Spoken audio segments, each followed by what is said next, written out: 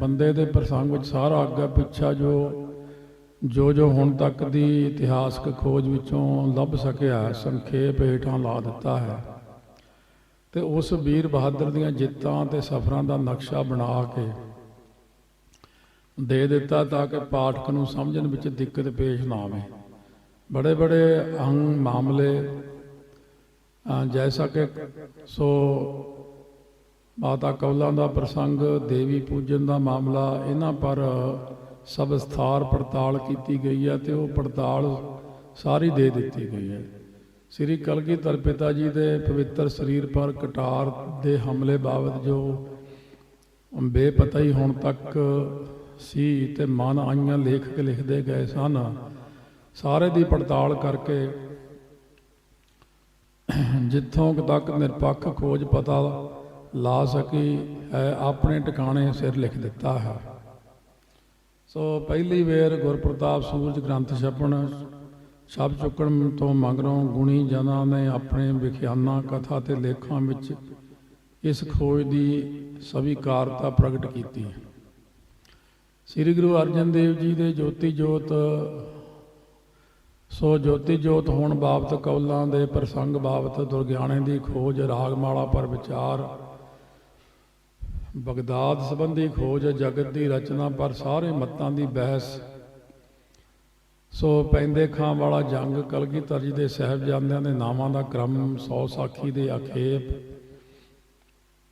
औरंगजेब दे जुल्म, बादशाह मिलाप आदि वड्डे वड्डे लेख ते अनेकां होर टीका टिप्पणियां आ गईयां हैं।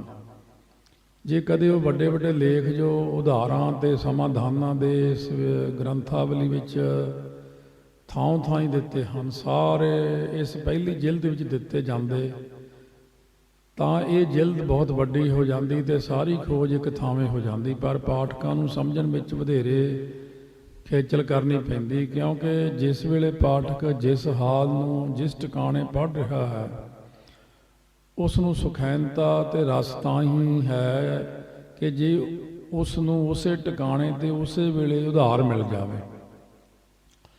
इसलिए जिहड़े सारे वड्डे छोटे लेख इस ग्रंथावली विच थां थां आपो अपने ठिकाने ते दिते गए, जैसा कि देवी पूजन पर 60 सफ़े का लेख है।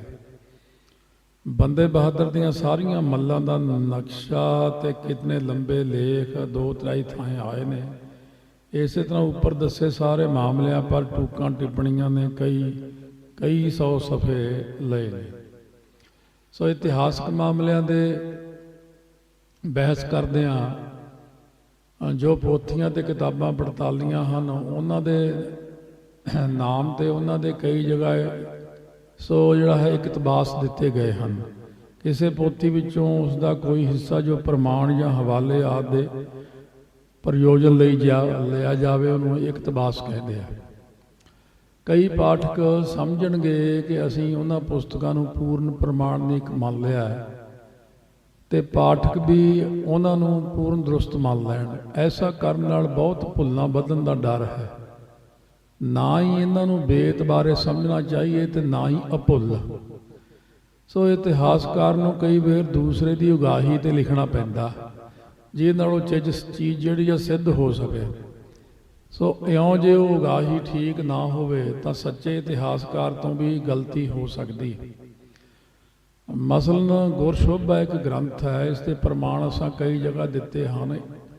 ये पुरातन है तो इस विचों बहुत कुछ मिलता, पर इसनूं भुल्लां तो रहत असीं नहीं कह सकते अते कुछ रले पैण दा संसा भी करते हैं। आप दे लिखे तो जान पैंदा कि बाबा जोरावर सिंह जी शहीद नहीं हुए तो गुरु साहिब नूं मिले हैं, पर यह गल गलत है क्योंकि 10वें पातशाह जी जफरनामे विच आप पता दे रहे हैं कि चारे साहिबजादे शहीद हो गए हैं।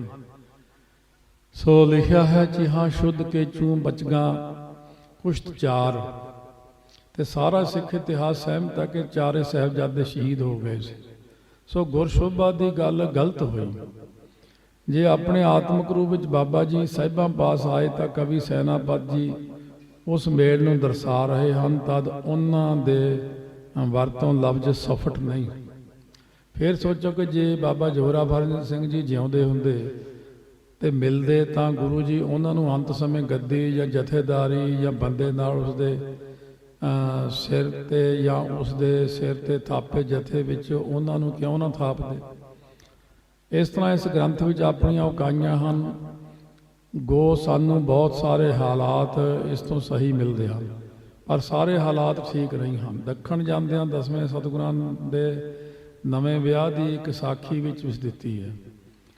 ਇਹ ਜੇ ਚੌਥਾ ਵਿਆਹ ਮੰਨੀਏ ਤਾਂ ਅਸ਼ੁੱਧ ਹੈ। ਜਿਨ੍ਹਾਂ ਸਤਿਗੁਰਾਂ ਨੇ ਜਤੀ ਧਰਮ ਧਾਰਿਆ ਹੋਇਆ ਸੀ, ਜਿਨ੍ਹਾਂ ਨੇ ਮਾਤਾ ਸਾਹਿਬ ਦੇਵਾਂ ਦੇ ਡੋਲੇ ਆਉਣ ਤੇ ਕਿਹਾ ਸੀ ਕਿ ਅਸੀਂ ਹੁਣ ਬ੍ਰਹਮਚਰਜ ਧਾਰਨ ਕਰ ਚੁੱਕੇ ਹਾਂ, ਅਸਾਂ ਹੁਣ ਯੁੱਧਾਂ ਦੇ ਕੰਮ ਕਰਨੇ ਹਨ, ਉਹ ਕਦ ਇੱਕ ਹੋਰ ਵਿਆਹ ਕਰਨਾ ਮੰਨ ਸਕਦੇ ਹਨ। ਅਰਥਾਤ ਗੁਰਪ੍ਰਤਾਪ ਸੂਰਜ ਆਦਿ ਦੇ ਲੇਖਕ ਦੱਸਦੇ ਹਨ ਕਿ ਸ੍ਰੀ ਅਨੰਦਪੁਰ ਸਾਹਿਬ ਵਿੱਚ ਵਿਆਹ ਤੋਂ ਨਾ ਕਰਨ ਦਾ ਇੱਕ ਵਾਕਿਆ ਹੋ ਚੁੱਕਾ ਸੀ, ਜਦੋਂ ਕਿਹਾ ਗਿਆ ਸੀ ਕਿ ਮਹਾਰਾਜ ਸਾਹਿਬ ਦੇਵਾਂ ਦਾ ਡੋਲਾ ਲੈ ਆਓ। ਸੰਗਤ ਵਿੱਚ ਉਹ ਮਾਪਿਆਂ ਦੀ ਮੰਨਤ ਦੇ ਦਿਨ ਤੋਂ ਮਾਤਾ ਸਦਿੰਦੀ ਹੈ, ਕਿਸੇ ਨੇ ਉਸ ਨਾਲ ਵਿਆਹ ਨਹੀਂ ਕਰਨਾ। ਤਾਂ ਆਪ ਨੇ ਇਹ ਕਿਹਾ ਸੀ ਕਿ ਜੇ ਕੁਆਰੇ ਰਹਿਣਾ ਮਨਜ਼ੂਰ ਹੋਵੇ ਤਾਂ ਮਹਿਲਾਂ ਵਿੱਚ ਵਾਸ ਦੇ ਸਕਦੇ। ਸੋ ਗਿਆਨੀ ਹਰੀ ਸਿੰਘ ਜੀ ਨੇ ਯੂਨੀਵਰਸਿਟੀ ਵਾਲਿਆਂ ਨੇ ਵੀ ਲਿਖਿਆ ਕਿ ਅਸੀਂ ਨਹੀਂ ਚਾਹੁੰਦੇ, ਦਸਵੇਂ ਪਾਤਸ਼ਾਹ ਨੇ ਕਿਹਾ ਕਿ ਕੋਈ ਸੰਸਾਰਕ ਸੁੱਖਾਂ ਤੋਂ ਵਾਂਝਾ ਰਹੇ, ਇਸ ਕਰਕੇ ਕੁਆਰੇ ਰਹਿਣਾ ਪਏਗਾ। ਮਾਤਾ ਜੀ ਨੇ ਕਿਹਾ ਸੀ ਮੈਂ ਤਾਂ ਦਾਸੀ ਹਾਂ, ਸੇਵਾ ਹੀ ਕਰਨ ਆਈ ਹਾਂ, ਮੇਰੀ ਕੋਈ ਸੰਸਾਰਕ ਇੱਛਾ ਨਹੀਂ ਹੈ। ਪਰ ਆਪਣਾ ਪਰਨ ਅਸੀਂ ਭੰਗ ਨਹੀਂ ਕਰ ਸਕਦੇ। ਉਹ ਕਦ ਕਿਸੇ ਦੇ ਕਹਿਣ ਮਾਤਰ ਤੇ ਆਪਣਾ ਪਰਨ ਤੋੜ ਸਕਦੇ ਸੀ। ਫਿਰ ਇਸ ਚੌਥੇ ਮਹਿਲ ਦਾ ਜ਼ਿਕਰ ਕਿਸੇ ਹੋਰ ਗ੍ਰੰਥ ਵਿੱਚ ਨਹੀਂ। ਹਜੂਰ ਸਾਹਿਬ ਕੇ ਦਿੱਲੀ ਕਿਸੇ ਥਾਂ ਇਹਨਾਂ ਦੀ ਸਮਾਧ ਨਹੀਂ ਜਾਪਦਾ ਕਿ ਐਸੇ ਵਾਕੇ ਸੈਨਾਪਤੀ ਨੇ ਨਿਸ਼ਚੇ ਸਹੀ ਕਰਕੇ ਤੇ ਨਿਰਣਾ ਕਰਕੇ ਨਹੀਂ ਲਿਖੇ। ਸੋ ਇਹਨਾਂ ਦੀ ਲਿਖਤ ਨੂੰ ਪੜ੍ਹ ਕੇ ਇਹ ਮੰਨ ਲੈਣਾ ਕਿ ਇਹ ਚੌਥਾ ਵਿਆਹ ਸੀ ਗਲਤੀ ਵਿੱਚ ਲੈ ਜਾਣ ਦੀ ਸੰਭਾਵਨਾ ਰੱਖਦਾ। ਸੋ ਪਹਿਲੀ ਐਡੀਸ਼ਨ ਤੋਂ ਮਗਰੋਂ ਇਸ ਮਾਮਲੇ ਤੇ ਜੋ ਖੋਜ ਹੋਈ ਹੈ, ਸੋ ਸਾਨੂੰ ਇਸ ਟਿਕਾਣੇ ਲੈ ਗਈ ਕਿ ਮਾਤਾ ਸਾਹਿਬ ਦੇਵਾਂ ਜੀ ਦੇ ਗੁਰ ਚਰਨਾਂ ਵਿੱਚ ਪ੍ਰਾਪਤ ਹੋਣ ਦੇ ਸਮੇਂ ਵਿੱਚ ਇਤਿਹਾਸਕਾਰਾਂ ਵਿੱਚ ਮਤਭੇਦ ਹੋਣ ਨੇ ਇਹ ਭੁਲੇਵਾ ਪਾਇਆ। ਸੰਮਤ 1825 ਤੋਂ ਮਗਰਲੇ ਸਾਰੇ ਲੇਖਕਾਂ ਨੇ ਇਹ ਸਮਾਂ ਸਤਿਗੁਰੂ ਜੀ ਦੇ ਆਨੰਦਪੁਰ ਨਿਵਾਸ ਦੇ ਸਮੇਂ ਵਿੱਚ ਦਿੱਤਾ ਹੈ। ਸੋ ਸੈਨਾਪਤੀ ਨੇ ਗੁਰੂ ਜੀ ਦੇ ਵਿਆਹਾਂ ਦਾ ਜ਼ਿਕਰ ਹੀ ਨਹੀਂ ਕੀਤਾ। ਮਾਤਾ ਸਾਹਿਬਾਂ ਦੇ ਨਾਮ ਤੱਕ ਵੀ ਨਹੀਂ ਉਸ ਵਿੱਚ ਆਏ। ਅਚਾਨਕ ਦੱਖਣ ਜਾਂਦਿਆਂ ਰਾਹ ਵਿੱਚ ਵਿਆਹ ਦਾ ਜ਼ਿਕਰ ਦਿੱਤਾ ਤੇ ਵੇਰਵਾ ਨਾਮ ਆਦਿ ਕੁਛ ਨਹੀਂ ਦਿੱਤਾ। ਇਸ ਲੇਖ ਤੋਂ ਇਹ ਵਿਆਹ ਫਿਰ ਚੌਥਾ ਜਾਪਦਾ। ਇਸ ਵਿਸ਼ੇ ਦੀ ਖੋਜ ਕਰਦਿਆਂ ਸਾਡੀ ਨਿਗਾਹ ਗੁਰਬਿਲਾਸ ਤੇ ਪਈ, ਜਿਸ ਨੂੰ ਭਾਈ ਸਾਹਿਬ ਭਾਈ ਮਨੀ ਸਿੰਘ ਦਾ ਉਚਾਰਤ ਦੱਸਿਆ ਗਿਆ ਹੈ। ਸੋ ਇਸ ਵਿੱਚ ਵੀ ਲਿਖਿਆ ਕਿ ਗੁਰੂ ਜੀ ਦਾ ਇੱਕ ਵਿਆਹ ਆਗਰੇ ਤੋਂ ਅੱਗੇ ਜਾ ਕੇ ਹੋਇਆ, ਪਰ ਉੱਥੇ ਇੱਕ ਹੋਰ ਜ਼ਿਕਰ ਵੀ ਮਿਲਦਾ ਜੋ ਸੈਨਾਪਤੀ ਤੋਂ ਰਹਿ ਗਈ ਕਮੀ ਨੂੰ ਪੂਰਾ ਕਰਦਾ। ਉਹ ਇਹ ਕਿ ਜਦ ਸ੍ਰੀ ਗੁਰੂ ਜੀ ਜੋਤੀ ਜੋਤ ਸਮਾਉਣ ਲੱਗੇ ਤਾਂ ਸਿੰਘਾਂ ਨੇ ਜੋ ਕੁਝ ਆਪ ਤੋਂ ਪੁੱਛਿਆ, ਉਹਨਾਂ ਗੱਲਾਂ ਵਿੱਚ ਮਾਤਾ ਸਾਹਿਬ ਦੇਵਾਂ ਜੀ ਬਾਬਤ ਪੁੱਛਿਆ ਤਾਂ ਕਿ ਉਹਨਾਂ ਦਾ ਨਿਵਾਸ ਹੁਣ ਕਿੱਥੇ ਹੋਵੇ, ਤਾਂ ਆਪ ਨੇ ਫਰਮਾਇਆ ਕਿ ਸਿੰਘਾਂ ਦੇ ਨਾਲ ਉਹਨਾਂ ਨੂੰ ਦਿੱਲੀ ਤੋਰ ਦਿਓ ਤੇ ਮੇਰੀ ਆਗਿਆ ਕਹਿ ਦਿਓ ਕਿ ਸਤੀ ਨਹੀਂ ਹੋਣਾ, ਵਾਹਿਗੁਰੂ ਦੇ ਹੁਕਮ ਵਿੱਚ ਸੁਖੀ ਰਹਿਣਾ। ਮਾਤਾ ਸਾਹਿਬ ਦੇਵਾਂ ਜੀ ਦਾ ਅੰਤ ਸਮੇਂ ਪਾਸੇ ਹੋਣਾ ਤੇ ਗੁਰੂ ਜੀ ਦੇ ਹੁਕਮ ਵਿੱਚ ਟੋਰੇ ਜਾਣਾ ਆਦਿ ਗੱਲਾਂ ਗੁਰਪ੍ਰਤਾਪ ਸੂਰਜ ਗ੍ਰੰਥ ਵਿੱਚ ਵੀ ਹਨ। ਹੁਣ ਸਿੱਧ ਹੋ ਗਿਆ ਕਿ ਸੱਚਖੰਡ ਨੂੰ ਚਲਾਉਣੇ ਵੇਲੇ ਗੁਰੂ ਜੀ ਦੇ ਪਾਸ ਮਾਤਾ ਸਾਹਿਬ ਦੇਵਾਂ ਜੀ ਸਨ, ਹੋਰ ਕੋਈ ਮਾਤਾ ਜੀ ਨਹੀਂ ਸਨ। ਜੇ ਹੋਰ ਕੋਈ ਮਾਤਾ ਜੀ ਹੁੰਦੇ ਤਾਂ ਗੁਰੂ ਜੀ ਤੋਂ ਸਿੰਘ ਉਹਨਾਂ ਬਾਬਤ ਵੀ ਪੁੱਛਦੇ, ਕਿਉਂਕਿ ਇਹ ਸੋ ਫਿਰ ਪੜਚੋਲ ਕਰਨੀ ਪੈਂਦੀ ਹੈ, ਵਿਚਾਰਨਾ ਪੈਂਦਾ। ਬਹੁਤ ਸਾਰੇ ਇਤਿਹਾਸਕਾਰ ਐਵੇਂ ਲਿਖ ਛੱਡਦੇ ਨੇ ਕਈ ਗੱਲਾਂ, ਸੋ ਜਿਵੇਂ ਕਿਸੇ ਤੋਂ ਸੁਣਿਆ ਸੁਣਾਇਆ ਲਿਖ ਦਿੱਤਾ। ਇਸ ਕਰਕੇ ਜਿਹੜੀ ਇਹ ਪੋਥੀ ਆਪਾਂ ਪੜ੍ਹਦੇ ਹਾਂ, ਇਹਦੇ ਵਿੱਚੋਂ ਬਹੁਤ ਸਾਰੇ ਸਾਡੇ ਜਿਹੜੇ ਸ਼ੰਕੇ ਨੇ ਉਹ ਨਿਵਰਤ ਹੋਣੇ ਆ। ਫਿਰ ਦਿੱਲੀ ਭੇਜ ਰਹੇ ਹਨ। ਇਸ ਤੋਂ ਪਤਾ ਲੱਗਾ ਕਿ ਮਾਤਾ ਸੁੰਦਰੀ ਜੀ ਪਾਸ ਕੱਲ ਰਹੇ ਹਨ ਜੋ ਦਿੱਲੀ ਸਨ। ਇਹ ਪਹਿਲੇ ਨਾਮ ਆ ਰਹੇ ਨੇ ਉਹਨਾਂ ਦੇ, ਕੌਰ ਨਾਲ ਹਲੇ ਲੱਗਿਆ ਨਹੀਂ। ਸੋ ਮਾਤਾ ਅਜੀਤ ਕੌਰ ਜੀ ਦਾ ਚਲਾਣਾ ਪਹਿਲਾਂ ਹੀ ਹੋ ਚੁੱਕਾ ਸੀ, ਜਿਨ੍ਹਾਂ ਦੀ ਸਮਾਧ ਆਨੰਦਪੁਰ ਸਾਹਿਬ ਹੈ। ਤੇ ਦਿੱਲੀ ਦੋ ਸਮਾਧਾਂ ਹਨ, ਇੱਕ ਮਾਤਾ ਸੁੰਦਰ ਕੌਰ ਜੀ ਦੀ, ਇੱਕ ਮਾਤਾ ਸਾਹਿਬ ਕੌਰ ਜੀ ਦੀ ਹੈ। ਤਾਂ ਤੇ ਚੌਥੇ ਮਾਤਾ ਜੀ ਕੋਈ ਨਹੀਂ ਹੋਏ। ਸੋ ਸਹੀ ਹੋਇਆ ਕਿ ਸੈਨਾਪਤ ਦੇ ਰਾਜਪੂਤਾਨੇ ਵਾਲੇ ਦੱਸੇ ਵਿਆਹ ਨੂੰ ਇਸ ਲਿਖਤੀ ਗ੍ਰੰਥ ਦੇ ਲੇਖਕ ਜੀ ਮਾਤਾ ਸਾਹਿਬ ਦੇਵਾਂ ਦਾ ਵਿਆਹ ਦੱਸ ਰਹੇ ਨੇ,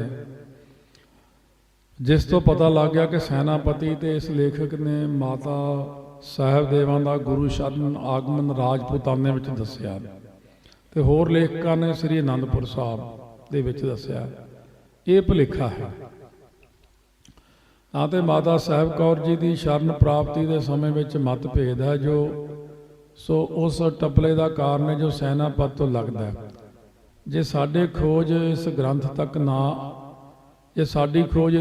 ਤੱਕ ਨਾ ਪੜਦੀ ਤਾਂ ਸੈਨਾਪਤੀ ਦੇ ਲੇਖ ਤੋਂ ਜੋ ਖਿਆਲ ਚੌਥੇ ਵਿਆਹ ਦਾ ਸਿੱਖ ਪਾਠਕ ਬਣਾ ਰਹੇ ਸਨ ਗਲਤੀ ਵਿੱਚ ਪਾ ਦੇਣ ਵਾਲਾ ਹੋ ਰਿਹਾ ਸੀ।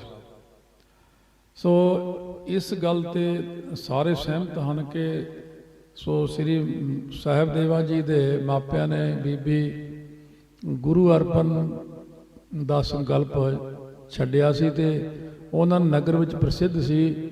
ਸੋ ਜੇ ਸੈਨਾਪਤ ਤੇ ਇਸ ਲੇਖਕ ਜੀ ਦਾ ਲੇਖ ਕੇ ਵਿਵਾਹ ਆਗਰੇ ਤੋਂ ਅੱਗੇ ਜਾ ਕੇ ਹੋਇਆ ਠੀਕ ਮੰਨ ਲਿਆ ਜਾਵੇ ਤਾਂ ਇਉਂ ਹੋਇਆ ਹੋਊ ਕਿ ਸਾਹਿਬਾਂ ਦੇ ਦੱਖਣ ਜਾਣ ਦੀ ਖਬਰ ਸੁਣ ਕੇ ਮਾਤਾ ਜੀ ਦੇ ਮਾਪੇ ਘਬਰਾਏ ਹੋਣਗੇ ਕਿ ਗੁਰੂ ਜੀ ਏਡੀ ਦੂਰੋਂ ਖਬਰੇ ਕਦੋਂ ਵਾਪਸ ਆਉਣਗੇ। ਹੋਵੇ ਨਾ ਤਾਂ ਆਗਰੇ ਪਹੁੰਚ ਕੇ ਬੀਬੀ ਅਰਪਣ ਕਰ ਰਹੀ ਹੈ, ਜਾਂ ਆਗਰੇ ਪੁੱਜੇ ਤਾਂ ਸਾਹਿਬ ਟੁਰ ਚੁੱਕੇ ਸਨ। ਉਹ ਮਗਰੇ ਗਏ ਤੇ ਜਿੱਥੇ ਮਿਲੇ ਉੱਥੇ ਬੀਬੀ ਸੇਵਾ ਵਿੱਚ ਅਰਪਣ ਕਰ ਦਿੱਤੀ ਅਤੇ ਬਾਕੀ ਦੀ ਜੋ ਕਥਾ ਗੁਰਪ੍ਰਤਾਪ ਸੂਰਜ ਵਿੱਚ ਕੁਆਰਾ ਡੋਲਾ ਆਦਿਕ ਵਾਲੀ ਵਰਤੀ ਲਿਖੀ ਹੈ, ਇਸ ਹਾਲਤ ਵਿੱਚ ਸਭ ਇੱਥੇ ਹੋਈ ਹੀ ਸਮਝਣੀ ਚਾਹੀਏ। ਇੱਕ ਹੋਰ ਦਲੀਲ ਵੀ ਹੈ ਚੌਥੇ ਵਿਆਹ ਦੀ ਸੰਭਾਵਨਾ ਨੂੰ ਦੂਰ ਕਰਦੀ ਹੈ। ਉਹ ਇਹ ਕਿ ਹਜੂਰ ਸਾਹਿਬ ਵਿੱਚ ਮਾਤਾ ਸਾਹਿਬ ਦੇਵਾਂ ਦੇ ਨਾਮ ਦਾ ਸਥਾਨ ਹੁਣ ਤੱਕ ਹੈ, ਪਰ ਕਿਸੇ ਹੋਰ ਮਾਤਾ ਦੇ ਨਾਮ ਦਾ ਸਥਾਨ ਯਾਦਗਾਰ ਕੋਈ ਨਹੀਂ ਹੈ। ਜਿਸ ਤੋਂ ਪਤਾ ਲੱਗਾ ਕਿ ਹਜੂਰ ਸਾਹਿਬ ਕੇਵਲ ਮਾਤਾ ਸਾਹਿਬ ਦੇਵਾਂ ਜੀ ਹੀ ਨਾਲ ਸਨ, ਚਾਹੋ ਉਹ ਸ੍ਰੀ ਅਨੰਦਪੁਰ ਸ਼ਰਨ ਪ੍ਰਾਪਤ ਹੋਏ, ਚਾਹੋ ਆਗਰੇ ਤੋਂ ਟੁਰ ਕੇ ਹਜੂਰ ਸਾਹਿਬ ਦੇ ਰਸਤੇ ਵਿੱਚ। ਇਸ ਤਰ੍ਹਾਂ ਵਾਰਤਕ ਮਹਿਮਾ ਪ੍ਰਕਾਸ਼ ਵਿੱਚੋਂ ਕਿੰਨਾ ਕੁਝ ਮਿਲਦਾ, ਪਰ ਕਈ ਗੱਲਾਂ ਅਣਬਣ ਵੀ ਹਨ। ਇਸ ਕਰਕੇ ਇਸ ਦੇ ਉਹ ਪ੍ਰਸੰਗ ਮੰਨਣੇ ਯੋਗ ਨਹੀਂ। ਸੇਵਾ ਦਾਸ ਦੀਆਂ ਸਾਖੀਆਂ, ਇਹ ਸੇਵਾ ਦਾਸ ਜੀ ਹੋਏ ਨੇ ਇੱਕ, ਉਹਨਾਂ ਦੀਆਂ ਸਾਖੀਆਂ ਤੇ ਇਹ ਮਹਿਮਾ ਪ੍ਰਕਾਸ਼ ਲਗਭਗ ਇੱਕੋ ਹੀ ਹੈ। ਇਸ ਤੋਂ ਅੱਗੇ ਦੂਸਰਾ ਮਹਿਮਾ ਪ੍ਰਕਾਸ਼ ਸਰੂਪ ਦਾਸ ਭੱਲੇ ਵਾਲਾ ਹੈ। ਇਸ ਦੇ ਪ੍ਰਸੰਗ ਬੜੇ ਮੰਨਣੇ ਯੋਗ ਹਨ, ਪਰ ਇਹ ਵੀ ਛਾਣਬੀਣ ਦਾ ਲੋੜਵੰਦ ਹੈ। ਭਾਵੇਂ ਆਮ ਤੌਰ ਤੇ ਇਹ ਗ੍ਰੰਥ ਇਤਬਾਰਯੋਗ ਹੈ, ਤਾਂ ਵੀ ਵਿਤਰੇਕ ਦੀ ਲੋੜ ਹੈ। ਇਸ ਤਰ੍ਹਾਂ ਫਾਰਸੀ, ਅੰਗਰੇਜ਼ੀ ਤੇ ਇਤਿਹਾਸਕਾਰਾਂ ਜਿਨ੍ਹਾਂ ਦੇ ਹਵਾਲੇ ਅਸਾਂ ਦਿੱਤੇ ਨੇ, ਸਾਰਿਆਂ ਵਿੱਚੋਂ ਕੋਈ ਸਾਂਗੋ ਪਾਂਗ ਮੰਨਣੇ ਯੋਗ ਨਹੀਂ। ਮਸਲਨ ਖਫੀ ਖਾਂ ਇਹ ਬੜੇ ਸਖਤ ਤਸਬ ਨਾਲ ਲਿਖਦਾ ਕਿ ਗਾਲੀਆਂ ਤੱਕ ਦੇ ਜਾਂਦਾ ਤੇ ਝੂਠ ਵੀ ਲਿਖਦਾ।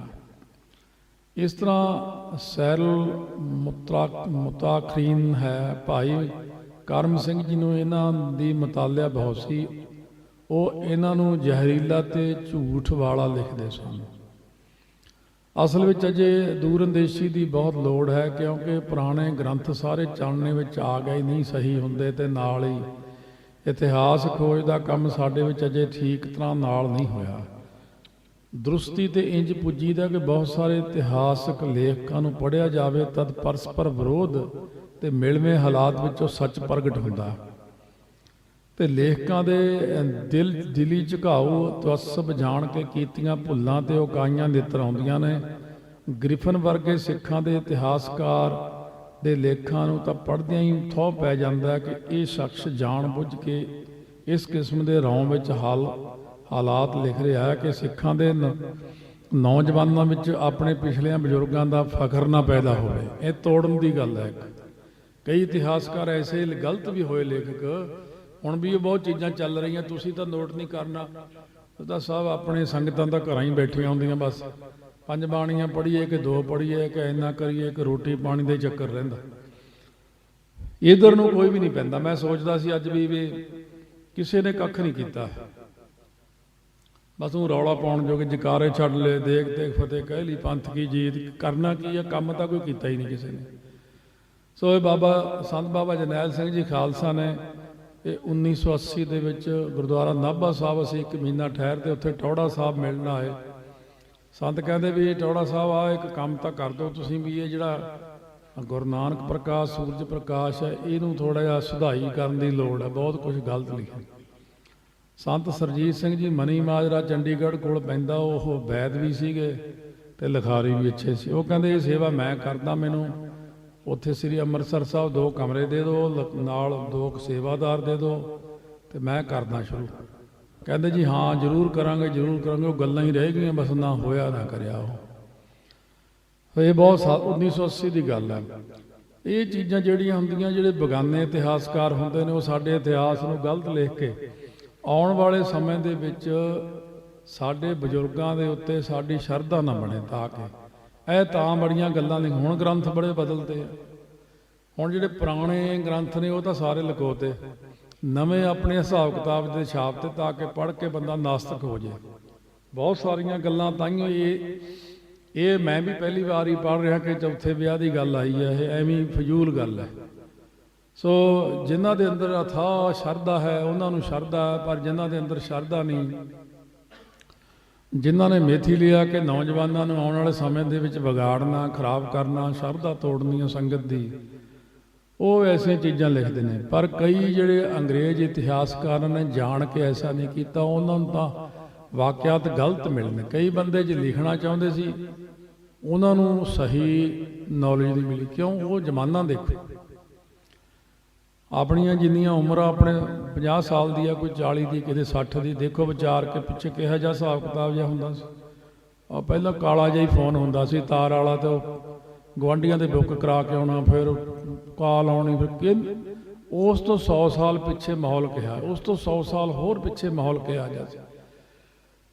ਹੁਣ ਇੱਥੇ ਮੰਨ ਲਓ ਸ਼ਹੀਦੀਆਂ ਹੋਈਆਂ ਸਿੰਘਾਂ ਦੀਆਂ, ਕਾਨੂੰ ਅਣਛੰਭ ਦੇ ਵਿੱਚ ਹੋਈਆਂ, ਉਹ ਕਿਸੇ ਨੇ ਲਿਖੀਆਂ ਅੰਦਾਜ਼ੇ ਜੇ ਨਾਲੇ ਐ ਹੋ ਗਿਆ ਹੋਣਾ, ਫਿਰ ਐ ਹੋ ਗਿਆ ਹੋਣਾ, ਫਿਰ ਐ ਹੋ ਗਿਆ ਹੋਣਾ, ਚਲੋ ਲਿਖ ਦੋਗੇ। ਉਹ ਮੈਂ ਇਹ ਵੀ ਦੇਖਦਾ ਕਿ ਜਿੰਨੀ ਕਿਸੇ ਦੀ ਸੋਚ ਹੁੰਦੀ ਆ ਉਹਨਾਂ ਕੀ ਲਿਖਦਾ।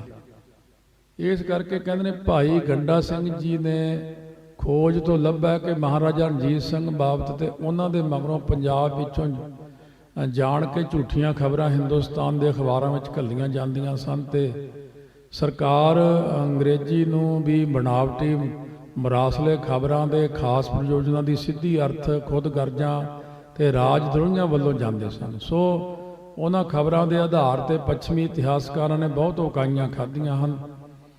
ਜੈਸਾ ਕਿ ਮਹਾਰਾਜੇ ਦੀਆਂ ਰਾਣੀਆਂ ਦੇ ਜੱਤ ਸੱਤ ਤੇ ਹਮਲੇ। ਇੱਕ ਅੰਗਰੇਜ਼ ਲਿਖਦਾ ਕਿ ਮਹਾਰਾਜਾ ਦਲੀਪ ਸਿੰਘ ਘੁੱਲੇ ਗੋਲੀ ਦੇ ਪੈਰੋਂ ਸੀ, ਐਵੇਂ ਲਿਖ ਦੇਣਾ ਤੇ ਫਿਰ ਸਾਡਾ ਸ਼ਰਧਾ ਘਟ ਜਾਂਦੀ ਹੈ।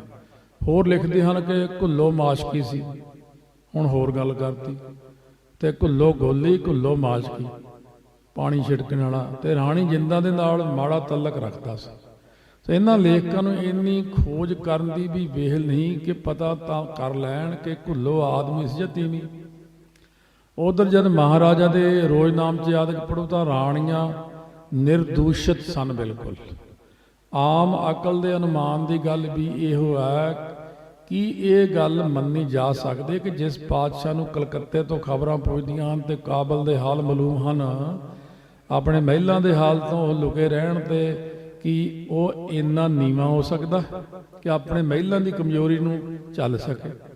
ਜਿਸ ਪਾਤਸ਼ਾਹ ਦੀ ਧਾਕ ਰੂਮ ਤਾਂ ਰੂਸ ਤੱਕ ਪੈ ਗਈ ਸੀ, ਉਸ ਨੂੰ ਮੁਜੂ ਪਤੀ ਸਮਝ ਲੈਣਾ ਕਿਸੇ ਦੂਰ ਦੇਸ਼ ਦਾ ਕੰਮ ਨਹੀਂ ਹੋ ਸਕਦਾ। ਐਵੇਂ ਇਹ ਅਖੇਪਾਂ ਵਾਲੀ 100 ਸਾਖੀ ਜੋ ਦੇ ਲੇਖਕ ਦੀ ਜੀ ਜਾਣ ਬੁੱਝ ਕੇ ਧੋਖਾ ਦੇ ਰਹੇ ਜਾਪਦੇ ਹਨ।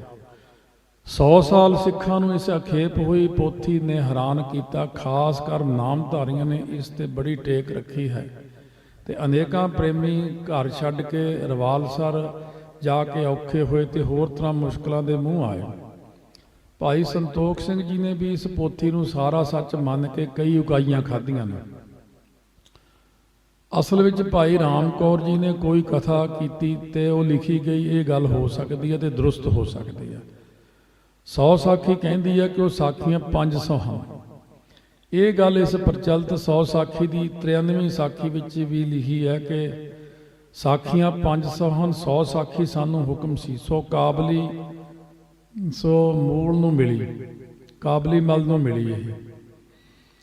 100 ਮੁਲਤਾਨੀ ਸੂਰੇ ਨੂੰ, 100 ਰਤੀਏ ਪੂਰਬ ਭਲ ਨੂੰ, ਤੇ 100 ਆਗਰੇ ਦੇ ਸੂਰਤ ਸਿੰਘ ਨੂੰ। ਇਹ ਅਲੱਗ-ਅਲੱਗ ਬੰਦਿਆਂ ਨੂੰ 100-100 ਸਾਖੀਆਂ ਤੇ 5 ਮਿਲੀਆਂ। ਸੋ ਇਉਂ ਇਸ ਦਾ ਲੇਖਕ ਸਾਖੀਆਂ ਖਿੰਡ ਗਈਆਂ ਦਾ ਆਪ ਪਤਾ ਦੇ ਰਿਹਾ। ਹੁਣ ਵੀ ਜੇ 500 ਸਾਖੀ ਅਸਲੀ ਮਿਲ ਪਵੇ ਤਾਂ ਇਸ 100 ਸਾਖੀ ਦੀ ਬਣਾਵਟੀ ਸਾਖੀਆਂ ਟਾਕਰਾ ਕਰਨ ਨਾਲ ਨਿੱਤਰ ਸਕਣਗੀਆਂ। ਉਹ ਅੰਗਰੇਜ਼ ਲੈ ਗਏ ਅਸਲ 'ਚ, ਉਹ ਸਾਡੇ ਕੋਲ ਹੈ ਨਹੀਂ। ਜੋ ਉਹਦੇ 'ਚ ਲਿਖਿਆ ਸੀ ਉਹ ਬਿਲਕੁਲ ਸਹੀ ਹੁੰਦਾ, ਇਹ ਬਾਅਦ 'ਚ ਨਕਲੀ ਬਣਾ ਕੇ ਉਹੀ ਸਾਡੇ 'ਚ ਫਸਾਤੀਆਂ। ਹੁਣ ਉਹ ਲੈ ਗਏ ਬਸ, ਹੁਣ ਲਿਆਓ ਉੱਥੋਂ ਮੋੜ ਕੇ ਉਹਨੂੰ। ਇਸ ਕਰਕੇ ਹਾਲੇ ਇਸ ਪੋਥੀ ਦੀ ਮੁਤਾਲਿਆ ਦੱਸਦੇ ਕਿ ਇਸ ਵਿੱਚ ਅਨੇਕਾਂ ਸਾਖੀਆਂ ਦੇ ਅਸਲੀ ਹੋਣ ਦੀ ਝਲਕ ਹੈ। ਕੁਝ ਕੱਢ ਕੇ ਬਣਾਵਟੀ ਪਾਈਆਂ ਤੇ ਕੁਝ ਨਿਰੀਆਂ ਬਣਾਵਟੀ ਹਨ। ਪਹਿਲੀ ਬਣਾਵਟ ਦੀ ਗੱਲ ਇਸ ਵਿੱਚ ਇਹ ਹੈ ਕਿ ਪੋਥੀ ਦੇ ਸ਼ੁਰੂ ਵਿੱਚ ਸੰਮਤ 1791 ਦਿੱਤਾ, ਪਰ ਅੱਧ ਵਿੱਚ ਜਾ ਕੇ ਸਾਖੀ 50 ਦੇ ਅੰਤ ਵਿੱਚ ਸੰਮਤ 1781 ਦਿੱਤਾ, ਤੇ ਪੋਥੀ ਦੇ ਅਖੀਰ ਤੇ ਫਿਰ 1781 ਹੈ। ਤ੍ਰੈ ਥਾਂ ਸੰਮਤ ਲਿਖਣ ਦਾ ਰਿਵਾਜ ਨਹੀਂ। ਸਾਖੀਆਂ ਘੜਨ ਵਾਲੇ ਨੇ ਅੱਧ ਵਿੱਚ ਜਾ ਕੇ ਸੰਮਤ ਪਾ ਦਿੱਤਾ। ਚੇਤਾ ਭੁੱਲ ਗਿਆ ਕਿ ਪਹਿਲੇ ਸੰਮਤ ਪਿਆ ਹੋਇਆ, ਤੇ ਉਹ ਸੰਮਤ ਦਾ ਮੇਰੇ ਸੰਮਤ ਦਾ 10 ਸਾਲ ਦਾ ਫਰਕ ਹੈ। ਸੋ ਅੰਤ ਪਰ ਫੇਰ ਸੰਮਤ 1781 ਹੀ ਦਿੱਤਾ ਹੈ। ਮਾਨੋ ਲੇਖਕ ਦੇ ਜੀ ਨੂੰ ਤੌਖ ਲੈ ਕੇ ਪੋਥੀ ਕਿਵੇਂ ਪੁਰਾਣੀ ਭਾਸੇ। ਇਹ ਸੰਮਤ ਇਬਾਰਤ ਵਿੱਚ ਦਿੱਤੇ ਹਨ, ਅੰਕ ਮਾਤਰ ਨਹੀਂ ਦਿੱਤੇ। ਮਤੇ ਪਾਠਕਾਂ ਨੂੰ ਭੁਲੇਖਾ ਲੱਗੇ ਕਿ 9 ਦੀ ਥਾਂ 8 ਹੋ ਸੀ, ਜਾਂ 8 ਦੀ ਥਾਂ ਅੰਕ 9 ਹੋ ਸੀ। ਕਿਵੇਂ ਲਿਖੀ ਜਾਂਦੀ ਸੀ? ਸੰਮਤ ਬਿਕਰਮ ਭੂਪਤੀ 17/7/9/1, ਇਸ ਤਰ੍ਹਾਂ ਇਹ ਅੱਖਰਾਂ ਵਿੱਚ ਲਿਖਿਆ ਹੋਇਆ। ਫਿਰ ਲਿਖਿਆ ਸੰਮਤ ਬਿਕਰਮ 1781 ਮਾਸ 3 ਜੇਠ। ਤੇ ਫਿਰ ਪੁਸਤਕ ਦੇ ਅੰਤ ਵਿੱਚ ਪਾਠ ਹੈ ਸੰਮਤ 17 ਸਹਿਸਥਾਂ 80 ਸੁਭਾਸ। ਇਉਂ ਇਹ ਜਿਹੜੀਆਂ ਜਿਵੇਂ ਮਹਾਰਾਜ ਲਿਖਿਆ ਭਾਦਰਵ ਸੁਦੀ ਅਸ਼ਟਮੀ ਰਵਾਰਾ ਤੀਰ ਸਤਦਰਵ ਗ੍ਰੰਥ ਸੁਧਾਰਾ, ਇਹ ਜਿਹੜੀਆਂ ਸਾਰੀਆਂ ਚੀਜ਼ਾਂ ਉਹਨੇ ਲਿਖਣ ਵਿੱਚ ਮੈਂ ਇਹ ਵੀ ਸਮਝਦਾ, ਹੁਣ ਆਪਣੇ ਸਾਰੇ ਪੜ੍ਹ ਲਿਖ ਗਏ ਆ, ਹੁਣ ਸੋਹਣਾ ਲਿਖਦੇ ਆ। ਉਦੋਂ ਕਿਹੜਾ ਪੜ੍ਹਿਆ ਲਿਖਿਆ ਹੁੰਦਾ ਸੀ? ਪੜ੍ਹਿਆ ਲਿਖਿਆ ਕੌਣ ਸੀ? ਕੋਈ ਵੀ ਨਹੀਂ ਸੀ। ਬਸ ਮਾੜੀ ਮੋਟੀ ਸਿੱਖਣੀ, ਅਰਬੀ ਫਾਰਸੀ ਸਿੱਖ ਕੇ ਲਿਖ ਦੇਣੀ। ਇਸ ਕਰਕੇ ਬਹੁਤ ਸਾਰੀਆਂ ਸਾਡੀਆਂ ਜਿਹੜੀਆਂ ਗਲਤੀਆਂ ਰਹਿ ਗਈਆਂ, ਉਹਨਾਂ ਨੂੰ ਸੁਧਾਰਨ ਦੀ ਲੋੜ। ਦੂਸਰੀ ਗੱਲ ਇਹ ਕਿ ਸੰਮਤ 1900 ਦੇ ਅਨੁਮਾਨ ਦੀਆਂ ਲਿਖੀਆਂ ਹੀ 100 ਸਾਖੀ ਦੀਆਂ ਪੋਥੀਆਂ ਮਿਲਦੀਆਂ। ਅਸਾਂ 1905 ਤੋਂ ਪਹਿਲੇ ਦੀ ਲਿਖੀ ਹੋਈ ਕੋਈ ਪੋਥੀ ਨਹੀਂ ਦੇਖੀ। ਸਰਦਾਰ ਅਤਰ ਸਿੰਘ ਜੀ ਨੂੰ ਗੁਜ਼ਰਿਆਂ 38 ਸਾਲ ਹੋਏ ਹਨ। ਉਹਨਾਂ ਨੇ ਆਪਣੇ ਤਰਜਮੇ ਵਿੱਚ ਇਹ 100 ਸਾਖੀ 1894 ਬਿਕਰਮੀ ਦੇ ਲਗਭਗ ਦੀ ਸਾਰੀ ਸਹੀ ਕੀਤੀ ਹੈ, ਜਦੋਂ ਕਿ 100 ਸਾਖੀ ਪੁਰਾਣੀ ਤੋਂ ਪੁਰਾਣੀ ਮਿਲ ਸਕਦੀ ਸੀ, ਪਰ ਉਹਨਾਂ ਨੂੰ ਕੋਈ 1791 ਜਾਂ 81 ਦੀ ਨਹੀਂ ਮਿਲੀ। ਭਾਈ ਕਰਮ ਸਿੰਘ ਨੇ ਲਿਖਿਆ ਸੀ ਕਿ ਮੈਂ ਸਰਦਾਰ ਮਾਨ ਸਿੰਘ ਜੀ ਪਾਸ 1856 ਦੀ ਦੇਖੀ ਸੀ, ਪਰ ਸਰਦਾਰ ਮਾਨ ਸਿੰਘ ਜੀ ਪਾਸ ਐਸੀ ਪੋਥੀ ਹੁਣ ਨਹੀਂ ਹੈ, ਤਾਂ ਉਹਨਾਂ ਨੂੰ ਉਸ ਦਾ ਸੰਮਤ ਯਾਦ ਹੈ।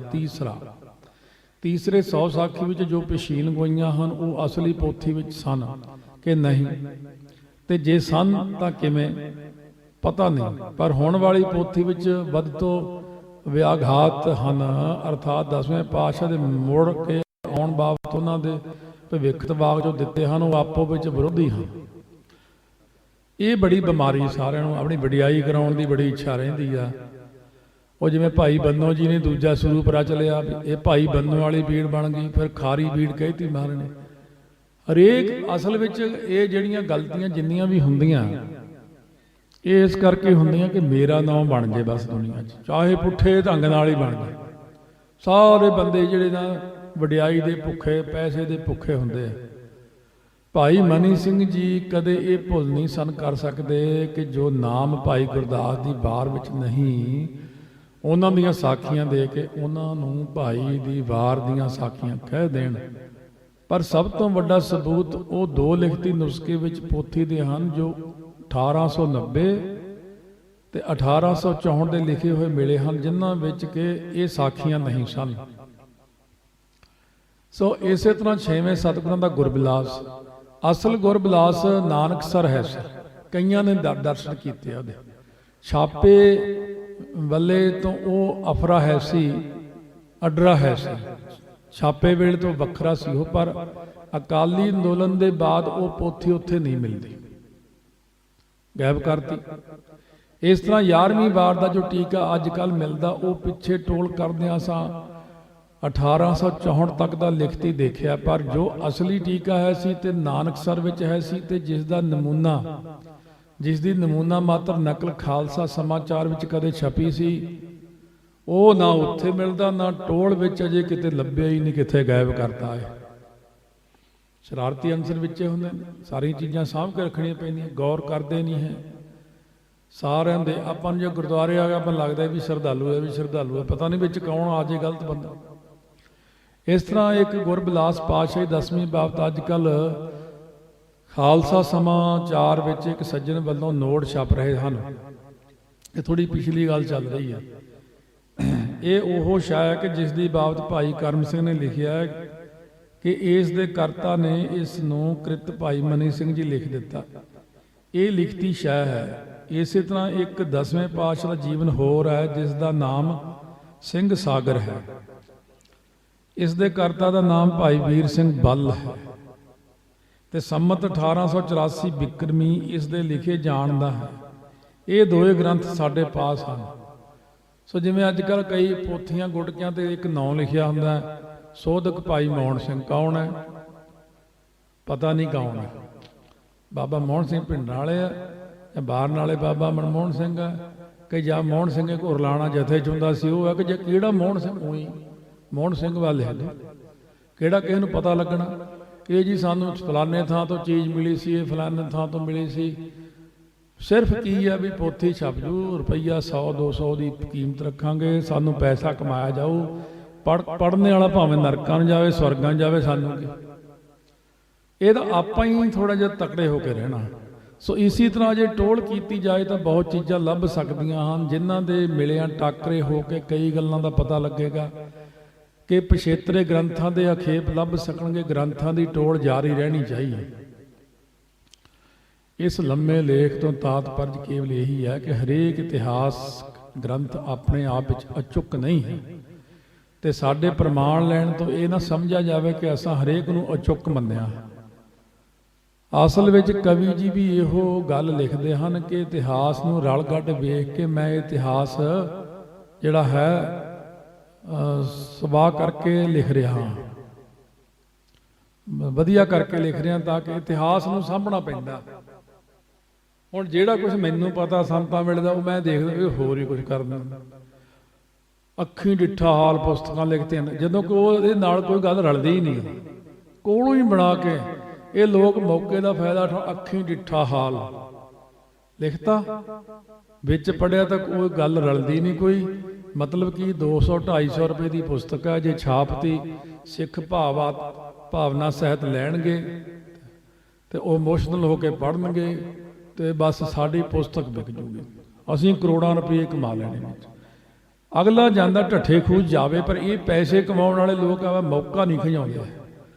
ਉਹਨਾਂ ਨੇ ਆਪਣੀ ਸਮਝ ਤੇ ਸ਼ਕਤੀ ਮੁਜਬ ਐਸਾ ਹੀ ਕੀਤਾ, ਪਰ ਸ਼ੌਕ ਹੈ ਕਿ ਉਹਨਾਂ ਦੇ ਪਾਸ ਉਹ ਸਾਰੇ ਸਾਮਾਨ ਨਹੀਂ ਸਨ ਜੋ ਅੱਜ ਨਿਕਲ ਰਹੇ ਹਨ, ਤੇ ਨਾ ਹੀ ਉਹ ਫਾਰਸੀ ਅੰਗਰੇਜ਼ੀ ਦੇ ਪੰਡਿਤ ਸਨ ਜੋ ਉਹ ਪੱਛਮੀ ਤਰੀਕੇ ਦੀ ਪੜਤਾਲ ਵੀ ਕਰ ਸਕਦੇ ਸੀ। ਸਾਡੇ ਅਚੁੱਕ ਨਾ ਮੰਨਣਾ ਕਹਿਣ ਤੋਂ ਵੀ ਇਹ ਭਾਵ ਨਹੀਂ ਕਿ ਜੋ ਗ੍ਰੰਥ ਮਿਲਦੇ ਹਨ ਉਹ ਸਾਰੇ ਗ੍ਰੰਥ ਸਮੁੱਚੇ ਤੌਰ ਤੇ ਇਤਬਾਰਯੋਗ ਨਹੀਂ ਹਨ। ਇਤਬਾਰਯੋਗ ਹਨ, ਪਰ ਨਾ ਤਾਂ ਉਹ ਇਕਾਈਆਂ ਤੋਂ ਖਾਲੀ ਹਨ, ਨਾ ਹੀ ਅਜੇ ਸਾਰੇ ਗ੍ਰੰਥ ਅਸੀਂ ਲੱਭ ਸਕੇ ਹਾਂ।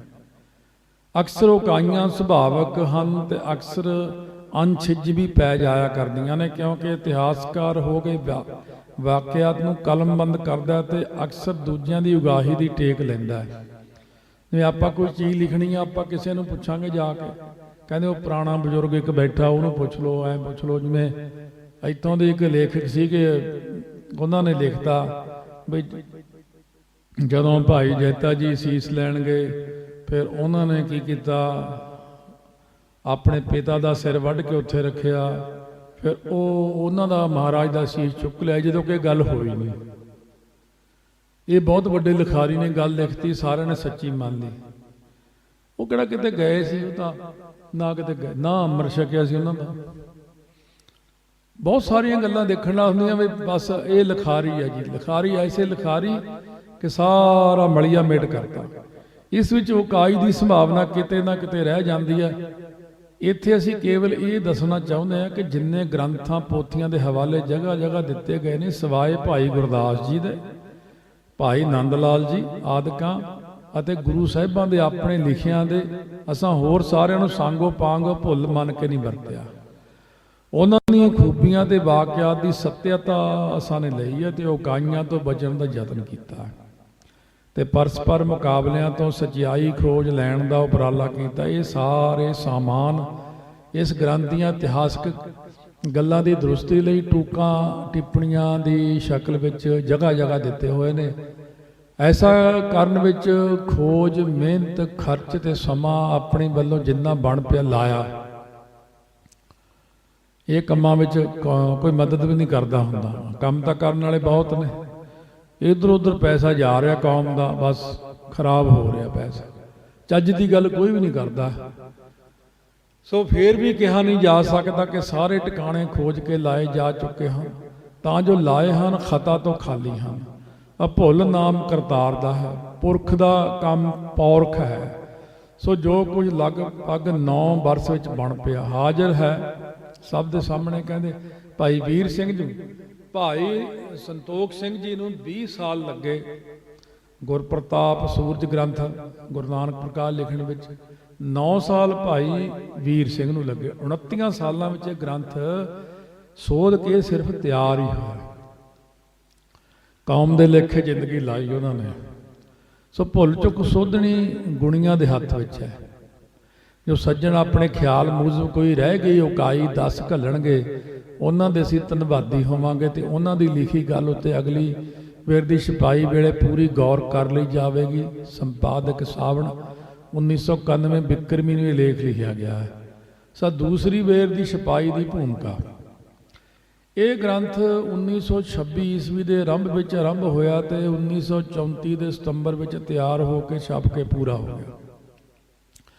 ਇਸ ਦੀ ਵਿਕਰੀ ਨਾਲੋਂ ਨਾਲ ਹਿੱਸਿਆਂ ਵਿੱਚ ਹੁੰਦੀ ਰਹਿਣ ਕਰਕੇ ਇਹ 1934 ਈਸਵੀ ਦੇ ਅਖੀਰ ਲਗਭਗ ਮੁੱਕ ਚੱਲਿਆ ਸੀ ਕਿ ਜਦੋਂ ਇਸ ਨੂੰ ਦੂਜੀ ਵੇਰ ਛਾਪਣ ਦੀ ਲੋੜ ਪਾਸੀ। ਇਸ ਕਰਕੇ ਸਾਰੇ ਗ੍ਰੰਥ ਨੂੰ ਨਵੇਂ ਸਿਰੇ ਪੜ੍ਹਿਆ, ਵਿਚਾਰਿਆ ਤੇ ਸੋਧਿਆ ਗਿਆ। ਇਸ ਸ਼੍ਰਮ ਨੇ 1 ਬਰਸ ਤੋਂ ਵਧੇਕ, ਇਸ ਮਿਹਨਤ ਨੇ ਮਤਲਬ 1 ਦਸੰਬਰ 1934 ਤੋਂ ਜੂਨ 1936 ਤੱਕ ਦਾ ਸਮਾਂ ਲਿਆ।